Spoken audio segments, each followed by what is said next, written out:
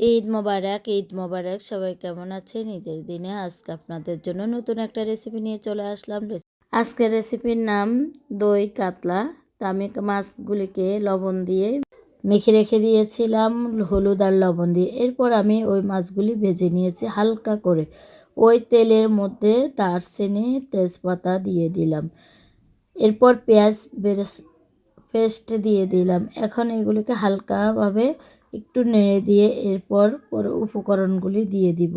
প্রথমে দিয়ে দিচ্ছি রসুন বাটা 1 চা চামচ, আদা বাটা 1 চা চামচ, জিরা বাটা 1 চা চামচ দিয়ে আবারও ভালো করে একটু কষিয়ে নেব। প্রায় 2 মিনিটের মতো আমি মশলাগুলিকে কষিয়ে নিলাম।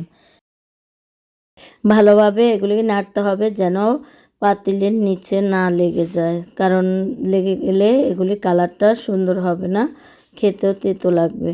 তা এইভাবে আমি নাড়তে থাকবো।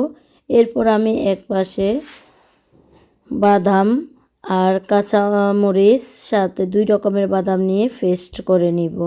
এখন আমার পেস্ট করা হয়ে গেছে। এগুলি আমি এখন যে মশলাগুলি চুলায় রেখে দিয়েছি এর উপরে দিয়ে দেব। দেখো 2 মিনিট পরে আমার এই মশলাগুলির উপরে কীরকম তেলে ভাব চলে আসছে। এখন এর মধ্যে পেস্টগুলি দিয়ে দিলাম।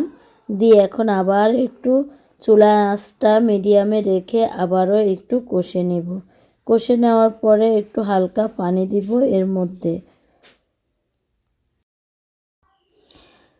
হালকা কষানোর পর এখন এর মধ্যে দিয়েছি চিলি ফ্লেক্স, আপনারা চাইলে গোটা মরিচও দিতে পারেন। দিয়ে এখন আবার আমি হালকা নাড়তে থাকবো। এরপর আমি এর মধ্যে দিয়ে দিব স্বাদ অনুযায়ী একটু লবণ দিয়ে দিলাম। যে মাছের মধ্যে লবণ আছে সেই জন্য একটু কম করে দিব লবণ।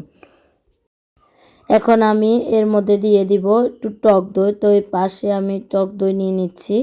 টক দই 2 টেবিল চামচ পরিমাণ নিলাম। নিয়ে আমি একটা বাটির মধ্যে রাখলাম। 1 চা চামচ পরিমাণ এর মধ্যে চিনি দিয়ে দিলাম।